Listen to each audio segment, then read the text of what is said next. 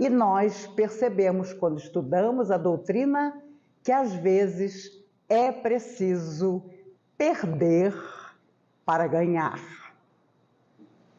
Thomas Edison tinha à sua frente uma lâmpada que nunca se acendia. E ele já havia feito várias experiências e nada da lâmpada se acender. E os espíritos dizem que raras almas foram tão avançadas, tão evoluídas, tão fraternas como Thomas Edison. Ele veio para a Terra para a série de inventos que ele criou e principalmente para descobrir a lâmpada. Porque se não fosse ele, não haveria microfone, não haveria luz, não haveria nada. Nós ainda estávamos na Idade da Pedra. E uma certa noite, em que mais uma vez, ele e alguns amigos estavam reunidos em torno da mesa e a lâmpada não se acendia, um dos seus melhores amigos disse: desistamos desse invento agora, porque eu tenho aqui anotado no meu caderno as 700 tentativas que você fez e que não deram certo. Eu tenho certeza que nenhum de vocês teve amigo como eu já tive, aquele próximo que te desanima, aquele irmão, aquele que você diz: ai, se eu precisar um dia, fulano não me faltará. Mas às vezes é esta pessoa que nos desanima, que tenta nos fazer desistir e a gente nem sabe por quê. Pois esse amigo de Thomas Edison disse: desista agora, porque é sinal de que nós temos que viver à luz de vela para sempre, já que essa lâmpada nunca se acende. Naquela noite, Thomas Edison estava no limite das suas forças, exausto. Mas ele ergueu-se e disse ao amigo: agora é que eu não vou desistir. Sabe por quê? Porque você já anotou para mim as 700 coisas que não dão certo. E 2 noites depois, a lâmpada se acendeu pela primeira vez e mudou a face do mundo. Já imaginaram se ele tivesse desistido? Já imaginaram se outro não tivesse tentado? Nós estaríamos até hoje à luz de velas. Por isso, às vezes, perder por um momento, porque ele perdeu, aparentemente a discussão com o amigo fez com que ele ganhasse mais 2 dias necessários a que a lâmpada se acendesse. Imaginemos nós se Jesus, vindo à Terra, percebendo muito bem a humanidade que existia naquela época, tivesse desanimado. Nenhum de nós estaria aqui nessa noite feliz a pensar em nós mesmos, mergulhar no nosso coração e pensar com seriedade numa vida mais positiva ainda que nos aguarda. Porque quando a doutrina espírita, essa doutrina libertadora da imortalidade da alma, surge em nossa vida, não importa em que idade nós estejamos, é sempre um convite para que vejamos tudo à nossa volta de forma diferente e totalmente iluminada. Jesus nunca prendeu ninguém que ele houvesse curado junto a si. Ele não curou as pessoas e disse: agora fica comigo e não sai de perto de mim. Muito ao contrário. Vai e não peques mais. As pessoas queriam segui-lo e ele dizia: não, volta à tua família, mostra-te a tua família, fala da coisa boa que te aconteceu e segue. Eu acho que no fundo é isso que ele diz a cada um de nós depois que nós superamos as nossas dificuldades. E é claro, André Luiz dizia através do Chico: depois de um problema resolvido, aguarde outros. Porque se você tirou uma nota alta, num problema que você resolveu, outro problema surgirá para testar mais uma vez a sua confiança. Nós precisamos saber que quando a doutrina espírita, esse conhecimento maravilhoso nos chama, é para o trabalho no bem, é para a nossa modificação interior, é para que a nossa fé aumente ainda mais. E é claro, para que nós possamos dar o exemplo àqueles que estão amedrontados, titubeantes. Não é para todo mundo virar espírita, não. Porque a pior coisa do mundo é quando o espírita fica tão satisfeito consigo mesmo que ele quer convencer todo mundo que todo mundo tem que ser espírita. O querido amigo Raul Teixeira, orador espírita, costuma dizer: doutrina espírita não é para quem quer, é para quem aguenta. Porque quando você chega à doutrina espírita, você percebe quanto ainda te falta modificar. E quanto mais você avança, mais modificação, para nos aperfeiçoarmos e sairmos da Terra, dessa vez, muito melhores do que entramos. Há muitos anos atrás, Eurípides de Barçanufo, o poeta de Sacramento, disse através do Chico Xavier: é preciso ser mais do que pó. E há muita gente que é apenas pó, porque ela não faz nada pelos outros, ela não perdoa, ela não acredita sinceramente na modificação do semelhante e não faz nada de bom. Ainda existe muita gente assim. Entretanto, o lema da doutrina espírita é: fora da caridade não há salvação.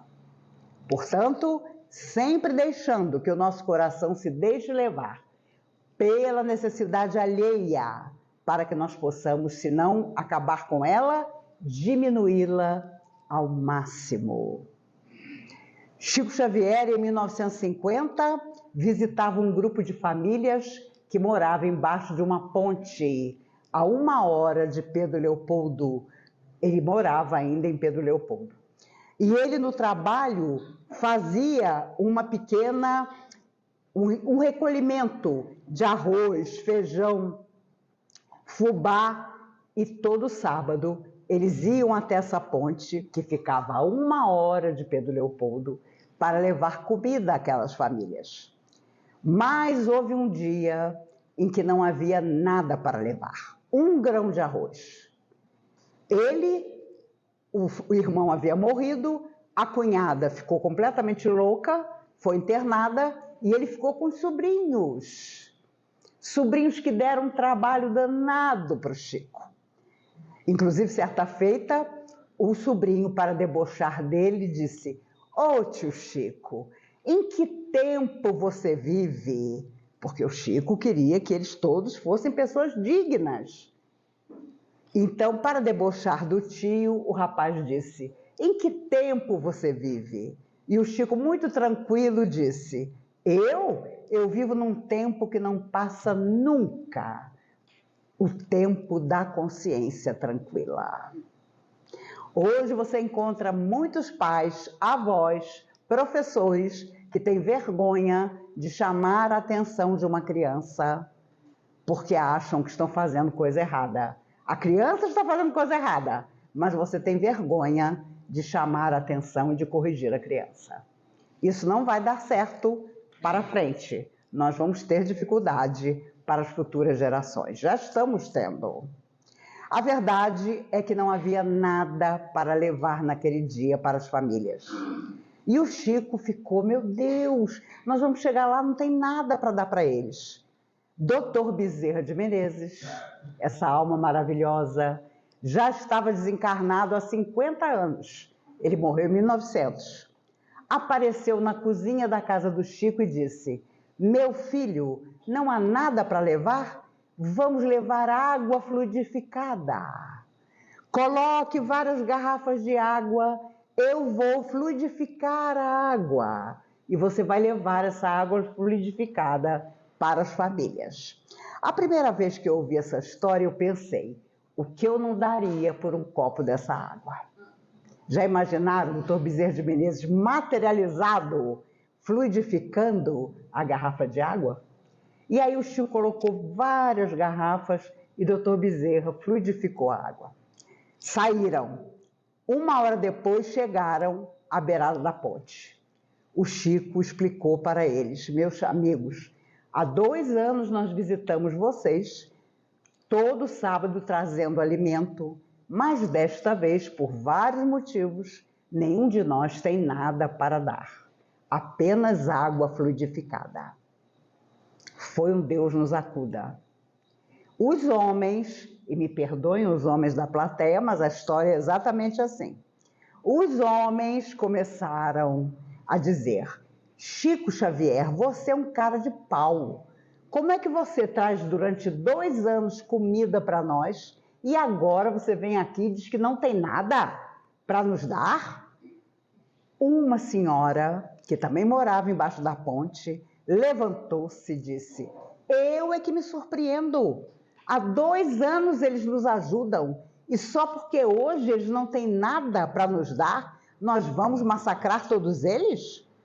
E no meio dessa discussão, em cima da ponte, para um caminhão enorme. E o motorista do caminhão grita lá de cima: quem é Francisco Cândido Xavier aí embaixo? E o Chico contava que ele pensou: meu Deus, a polícia me achou. Porque era proibido morar embaixo daquela ponte. Mas as famílias moravam, não tinham onde ficar. E aí o Chico, muito com medo, disse: sou eu. O senhor podia subir aqui? E o Chico subiu. Gente, vocês se recordam do Chico. Bonito ele não era. Parecia uma pessoa insignificante. Quando ele subiu na ponte e se apresentou ao motorista, o motorista olhou bem para ele e falou: o senhor é que é Francisco Cândido Xavier? Sou eu mesmo. Bom, não importa. O senhor se lembra de um senhor fazendeiro, empresário, lá de Goiânia, que veio procurar pelo senhor, trazendo o filho quase maluco para que o senhor orientasse?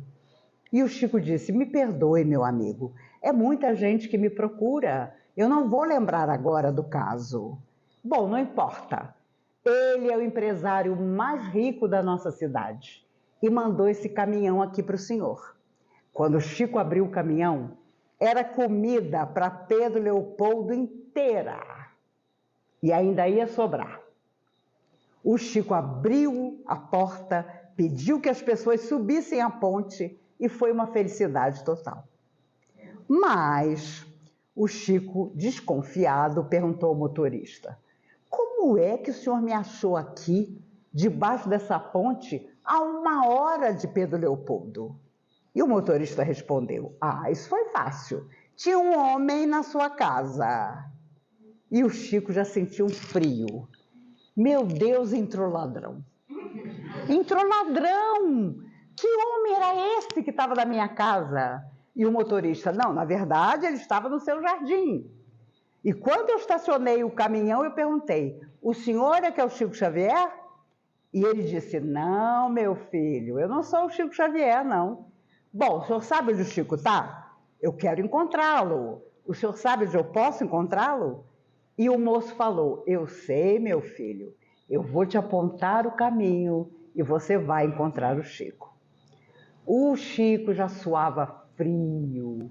Meu Deus, os meus sobrinhos viajaram, a casa está vazia, essa altura o ladrão já levou o pouco que eu tenho. O senhor perguntou o nome dele? Ah, disse o motorista, isso eu perguntei. E o senhor, já que o senhor não é Chico Xavier, como é seu nome? Ah, meu filho, eu sou Adolfo Bezerra de Menezes. Doutor Bezerra de Menezes, 50 anos depois de morrer para a terra, materializou-se no jardim do Chico para apontar aquele caminhão, o caminho. E se algo eu podia desejar a todos nós, é que nós façamos tantas coisas boas que os espíritos amigos saibam apontar a nossa alma para aquele que precisa. Apontar o nosso coração para aquele que está solitário, que esqueceu de si mesmo e que não consegue mais se encontrar. Porque foi exatamente isso que Jesus ensinou aos discípulos. Eis que vos mando como cordeiros em meio a lobos. E ele separou cada 2 discípulos para andarem pelo mundo e transmitirem a mensagem de Jesus. Nós somos muito mais do que 2. Quando eu entrei hoje aqui, que casa espírita iluminada! Quantos corações queridos! Isso não é para qualquer lugar. Se vocês chegaram a essa casa, é porque existem compromissos e nós precisamos guiar o nosso coração para os compromissos do amor, da luz, da verdade. 100 anos na Terra é um relâmpago na eternidade. Passa depressa demais. Logo estaremos de volta à verdadeira existência. Mas lá nos perguntarão o que foi que nós fizemos do tempo na Terra que nos foi concedido. Havia um homem muito rico que disse aos 4 filhos: eu estou muito doente, estou morrendo, e quando eu morrer, tudo que eu tenho está guardado no cofre do escritório. Vocês, com certeza, vão encontrar lá a minha herança. Ele ainda estava sendo velado na sala de casa. Os 4 filhos se trancaram no escritório para abrir o cofre e descobrir quantas moedas, quanto ouro, quantas fazendas haviam sido deixadas. Mas, para a decepção dos 4 filhos, ele que havia dito: ali vocês vão encontrar o tesouro que eu vou deixar para vocês. Quando abriram o cofre, havia o Evangelho segundo o Espiritismo aberto e lá estava: honrai o vosso pai e a vossa mãe, para teres vida longa na terra. E havia um bilhete: meus filhos, eu lhes deixo o meu maior tesouro. As palavras de Jesus no comentário do Evangelho segundo o Espiritismo. Tudo mais, as fazendas, o dinheiro, as poupanças, eu doei para as obras de caridade. Vocês imaginam o que não foi para esses 4 filhos perceberem que o que o pai queria ter deixado e deixou para eles eram as palavras inesquecíveis do Cristo, para que eles fossem pessoas honradas e de bem. E é claro, hoje o que você mais escuta é a pessoa dizendo: durante a pandemia, eu descobri que minha família não gosta de mim.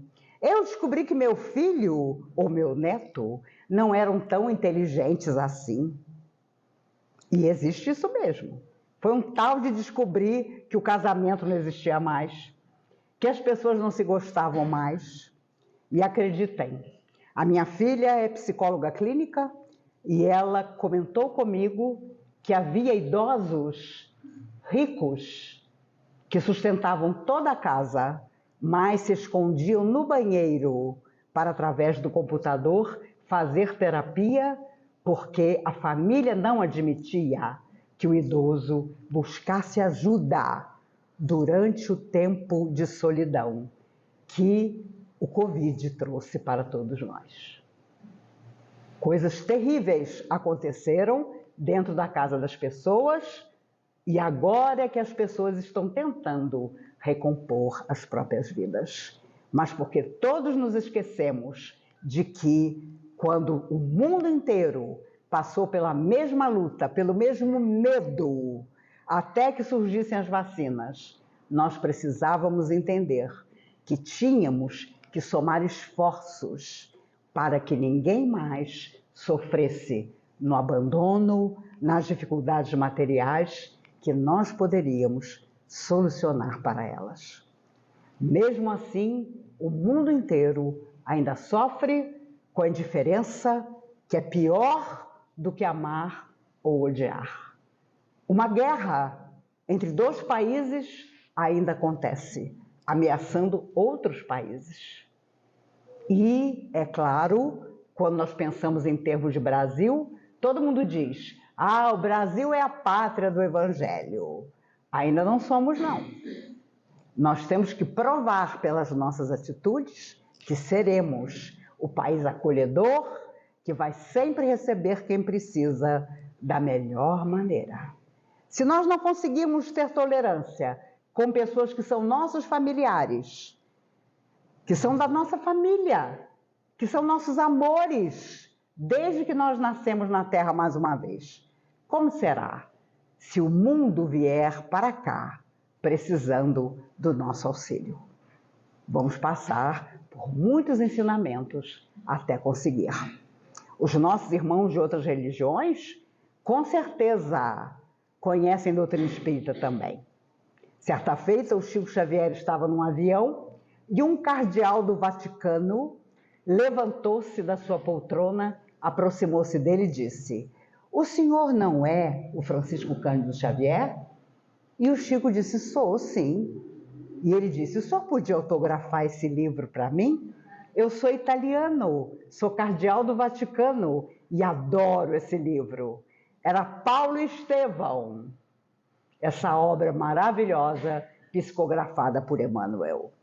E o cardeal ainda disse ao Chico: lá no Vaticano, todos nós lemos Paulo Estevão, porque a Igreja Católica quase não sabe nada sobre a vida de Estevão. E esse livro conta o que se passou com ele. E o Chico ficou emocionado ao ver um homem que tinha um estudo impressionante, e o Chico só tinha metade da terceira série, mas ali estava o livro psicografado por ele e o cardeal pedindo o autógrafo do Chico. Então não nos iludamos, todo mundo que porventura ironiza ou debocha a nossa crença, no fundo sabe que somos imortais, que sairemos da morte quantas vezes forem necessárias, mas da vida jamais sairemos. Mas importa o que nós vamos fazendo enquanto estamos aqui. E o mais importante, também temos que pensar em ser felizes, fazendo os outros felizes, mas ser felizes, porque também vão nos perguntar: você foi feliz? Os nossos mentores vão nos perguntar isso também. A minha avó paterna foi espírita a vida inteira, numa época em que a polícia fechava o centro espírita e levava todo mundo para a delegacia, na década de 30 do século passado. Ela morreu com 90 anos e ela depois psicografou uma mensagem para a família contando que mesmo tendo desencarnado com 90 anos e tendo cuidado da saúde a vida inteira, lá lhe perguntaram: e você, minha filha, como foi que você cuidou do seu corpo físico na Terra? Ora, se a pessoa morreu com 90 anos, você imagina que ela cuidou bem, porque viveu muito, mas isso foi perguntado a ela. E é claro, ela queria contar à família que, mesmo morrendo velhinha, ela tinha sido perguntada: o que foi que você fez do seu corpo enquanto você estava na Terra? Pensemos sobre tudo isso. Vivamos conforme aquilo que nós acreditamos.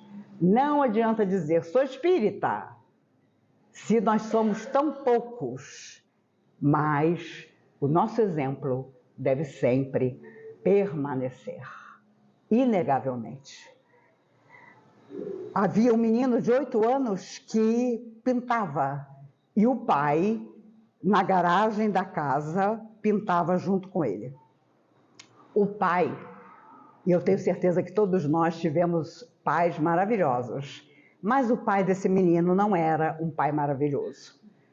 O menino pintava, o pai olhava e dizia: mas eu não sei como você é pior, se com lápis, se com tinta, se com crayon, se com qualquer coisa, porque os seus desenhos são horríveis. O menino de 8 anos ficava arrasado, Porque nessa idade, sejamos meninos ou meninas, queremos a aprovação dos nossos pais. A mãe do menino, vendo que o pai acabava com o menino, e há muitos pais que agem assim, chamava e dizia: não te ligues com o que teu pai diz, porque eu, tua mãe, sei que se fores para a política, serás presidente do nosso país.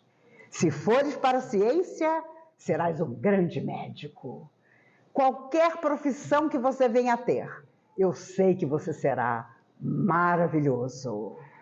E muitos anos depois, na porta de casa, o menino, agora idoso, na frente dos repórteres, dizia: eu quis apenas pintar a vida inteira e me tornei Pablo Picasso.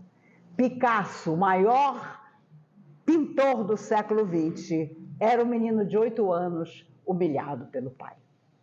A mãe deu-lhe tal autoestima que quando alguma das mulheres dele ia embora, ele saía correndo atrás dela e dizia: mas você vai me deixar? Ninguém deixa Picasso.